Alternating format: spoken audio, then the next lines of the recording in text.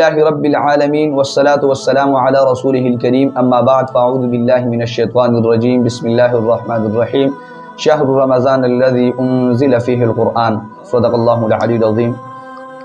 آج ہم بات کریں گے کہ اعتکاف میں وہ امور جو کہ جائز ہے معتکف کے لیے اور وہ امور جو معتکف کے لیے جائز نہیں اور ممنوع ہے۔ تو اعتکاف میں کھانا پینا یہ چیزیں معتکف کے لیے جائز ہے کیونکہ یہ اس کے ضروریات میں سے ہے۔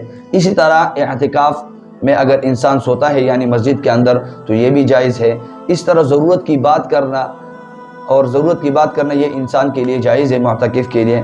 اسی طرح اپنا نکاح اگر ہے تو خود پڑھا سکتا ہے مسجد کے اندر، یہ جائز ہے۔ اس طرح اگر کسی اور کا نکاح ہے، اگر یہ نکاح ہوا ہے تو یہ نکاح جو ہے نا پڑھا سکتا ہے، یہ بھی جائز ہے۔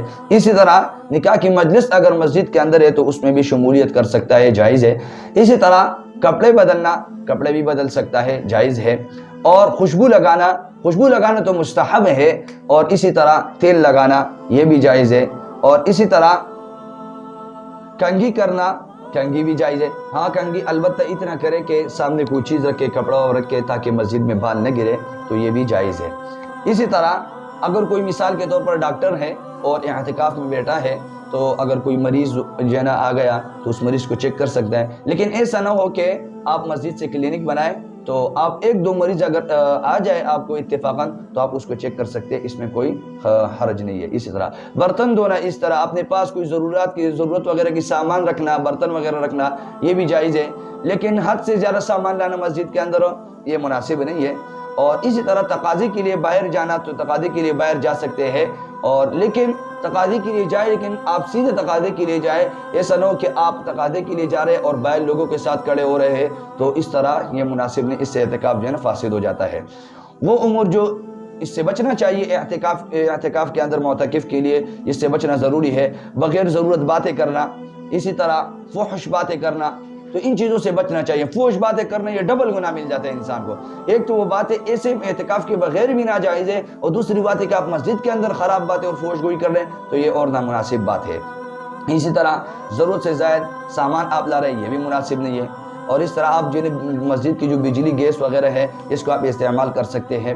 اور مسجد کے اندر بعض لوگ یہ ہوتے ہیں کہ وہ سگریٹ کے عادی ہوتے ہیں، تو یہ سگریٹ کے عادی جو لوگ ہیں یہ اس کے لیے ناجائز ہے مسجد کے اندر سگریٹ نوشی کرنا، یعنی سگریٹ وغیرہ پینا۔ تو پھر بھی اگر ایک انسان ایسا ہے کہ اس کو بالکل اس سگریٹ کے بغیر گزارا ہی نہیں ہوتا ہے، بہت شدت کے ساتھ اس کو ضرورت ہے، تو وہ انسان اس طرح کرے کہ جب تقاضے کے لیے جائے تو تقاضے کے ٹائم پہ فوراً جو ہے نا اپنا کام نمٹا لے، تو اس سے کام چل جائے گا، اس کے جو ہے نا وہ اعتکاف فاسد نہیں ہوگا۔ اسی طرح حاجت طبعیہ کے لیے، یعنی اگر آپ کے کوئی حاجات طبعیہ ہے تو آپ جو ہے نا مسجد سے باہر جا سکتے ہیں۔ حاجات طبیعہ مثلا مثال کے طور پر اگر آپ کو غسل پیش آ گیا تو غسل جب پیش آ گئے تو فوراً آپ نے جانے اور غسل کرنا ہے، اور آپ سیدھا غسل کریں اور فوراً جو ہے نا پھر مسجد میں آئے کہ ادھر ادھر نہ جو ہے نا رکے۔ اسی طرح اگر تقاضے کے لیے گیا اور ایسی کوئی واش روم یا جو ہے جہاں آپ جا رہے ہیں لوگ لائن میں کھڑے ہوتے ہیں، تو آپ اگر لائن میں کھڑے ہوتے تقاضے کے لیے تو یہ بھی جائز ہے، کوئی مسئلہ نہیں، کیونکہ یہ بھی ضرورت میں سے ہے، لیکن بغیر ضرورت کے کھڑا ہونا یہ بھی جو ہے نا مناسب نہیں ہے۔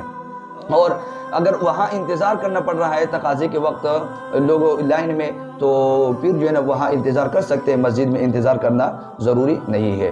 اسی طرح آپ وضو کے لیے بھی جا سکتے ہیں، وضو کر سکتے ہیں۔ ہاں اگرچہ آپ کا وضو پہلے سے ہو پھر بھی آپ اگر تجدید وضو کے لیے جا رہے ہیں پھر بھی یہ جائز ہے، اور اس میں مسواک بھی کر سکتے ہیں، ٹوتھ پیسٹ بھی کر سکتے ہیں، لیکن اتنی بات ذہن نشین فرما لیں کہ اگر آپ خصوصاً علیحدہ طور پر آپ صرف ٹوتھ پیسٹ کے لیے جا رہے ہیں، مسواک کے لیے جا رہے ہیں، کوئی وضو کے لیے نہیں جا رہے، تقاضے کے لیے نہیں جا رہے، اور مسجد سے باہر نکل رہے، تو اس سے آپ کا اعتکاف ٹوٹ جاتا ہے۔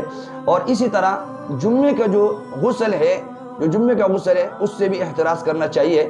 مسجد میں کوئی ایسا انتظام کرے کہ جو ہے نا آپ غسل کریں وہاں پر، لیکن مسجد سے باہر آپ نہیں جا سکتے ہیں جمعے کے غسل کے لیے، اس سے بچنا چاہیے۔ ہاں میں نے پہلے بتا دیا کہ اگر جنابت کا غسل ہے تو آپ مسجد سے باہر جا سکتے ہیں، اور ضروری ہے اگر شدت یعنی گرمی کی شدت ہے تو اس میں بھی پھر طریقہ یہ علماء نے فرمایا ہے کہ آپ مسجد میں جب تقاضے کے لیے جائے تو جلدی آپ ایک دو لوٹے پانی وضو میں جتنا ٹائم لگتا ہے اس سے کم ٹائم لگا کے آپ جلدی ایک دو لوٹے ٹھنڈک کے لیے اور تبرید کے لیے آپ اپنے اوپر ڈال سکتے ہیں۔ یہ کچھ ایسے امور تھے جو معتکف کے لیے جس کا کرنا جو ہے نا وہ مناسب نہیں تھا، تو اس پر ہم نے بات کر لی۔ اللہ تعالی ہمیں عمل کرنے کی توفیق عطا فرمائے۔ وآخر دعوانا ان الحمد للہ رب العالمین۔